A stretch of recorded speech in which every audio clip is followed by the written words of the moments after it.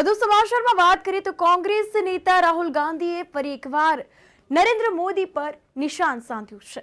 ઓડિશામાં ભારત જોડો ન્યાય યાત્રા દરમિયાન રાહુલે દાવો કર્યો હતો કે વડાપ્રધાન નરેન્દ્ર મોદી ઓબીસી જાતિમાં જન્મ્યા નથી। રાહુલે કહ્યું કે કોંગ્રેસ સાંસદ રાહુલ ગાંધી એવું કહે છે કે પીએમ મોદીનો જન્મ ઓબીસી કેટેગરીમાં નથી થયો।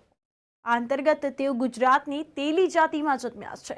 આ સમુદાયને વર્ષ 2000માં ભાજપ દ્વારા ઓબીસી ટેગ આપવામાં આવ્યો હતો।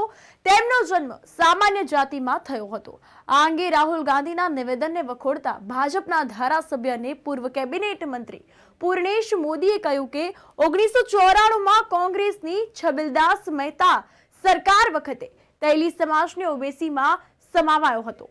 વર્ષ 2000માં ભાજપની સરકાર હતી પણ મુખ્યમંત્રી મોદી નહોતા। हिंदुस्तानના યશસ્વી પ્રધાનમંત્રી આદરણીય શ્રી નરેન્દ્રભાઈ મોદી સાહેબની सबका साथ सबका विकास सबका विश्वास और सबका प्रयास આ જે નીતિને કારણે આજે આખો દેશ એકજૂટ બની ચૂક્યો છે। ત્યારે કોંગ્રેસના શ્રીમાન રાહુલ ગાંધીએ ફરીથી એક વખત વોટ બેંકની રાજનીતિ, તુષ્ટિકરણની રાજનીતિ અને જૂઠ પર જૂઠ બોલવાની રાજનીતિનો અમલ કર્યો છે। આ છેલ્લા 10 વર્ષમાં જોવા જઈએ તો આદરણીય પ્રધાનમંત્રી શ્રી નરેન્દ્રભાઈ મોદી સાહેબના નેતૃત્વમાં 140 કરોડ દેશવાસીઓ આજે પૂરા વિશ્વમાં ગૌરવ અનુભવી રહ્યા છે।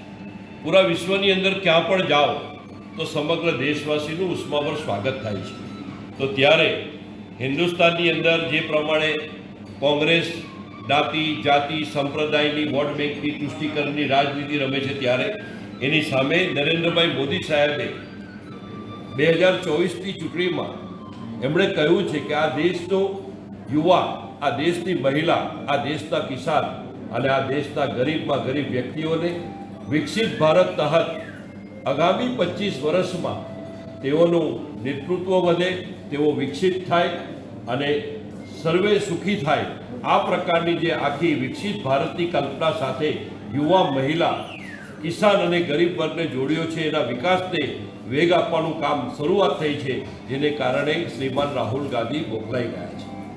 અને આ જ કારણસર ઓબીસી સમાજનું અપમાન કરવું, ઓબીસી સમાજને ચોર કહેવા, સારે મોદી ચોર હે, આ પ્રકારની વાત કરવી એ ફરીથી એક વખત સમગ્ર ઓબીસી સમાજનું અપમાન કરી રહ્યા છે। અને ત્યારે નરેન્દ્રભાઈ મોદી સાહેબે હમણાં જ કહ્યું હતું કે આપણે રાજનીતિ કરતાં રાષ્ટ્રનીતિની ઓર આગે વધીએ, પરંતુ ફરીથી એક વખત કોંગ્રેસ માત્ર ને માત્ર વોટ બેંકની તુષ્ટિકરણની રાજનીતિ કરીને એ જૂઠ પર જૂઠ બોલી રહી છે। એમણે કહ્યું 2000ની સાલમાં મોદી સાહેબે આ ગુજરાતની અંદર તેલી સમાજને ઓબીસી સમાજમાં સામેલ કર્યો। સત્ય વાત તો એ છે કે 2000ની સાલમાં મોદી સાહેબ મુખ્યમંત્રી હતા, ભારતીય જનતા પાર્ટીનું શાસન હતું, પરંતુ તેલી સમાજને ઓબીસી સમાજમાં સામેલ 1994માં કરવામાં આવ્યું। 25 જુલાઈ 1994 ત્યારે માનનીય છબીલદાસ મહેતા કોંગ્રેસના મુખ્યમંત્રી હતા અને એમના દ્વારા આ આખો પરિપત્ર ઠરાવ રજૂ થયો છે। તો આ પ્રમાણે અનેક પ્રમાણે જૂઠું બોલીને દેશના લોકોને ભ્રમિત કરવાનું જે કામ કરી રહ્યા છે, તો એક પ્રકારનો આ ચૂંટણીમાં ભયંકર એની સખત હારની બોખલાહટ એ આજે સામે આવી છે। એટલું જ મારે આ તબક્કે આપને કહેવું છે। પૂર્ણેશભાઈ, એવું લાગે છે કે રાहुल है तो मोदी है तो मुमकिन है?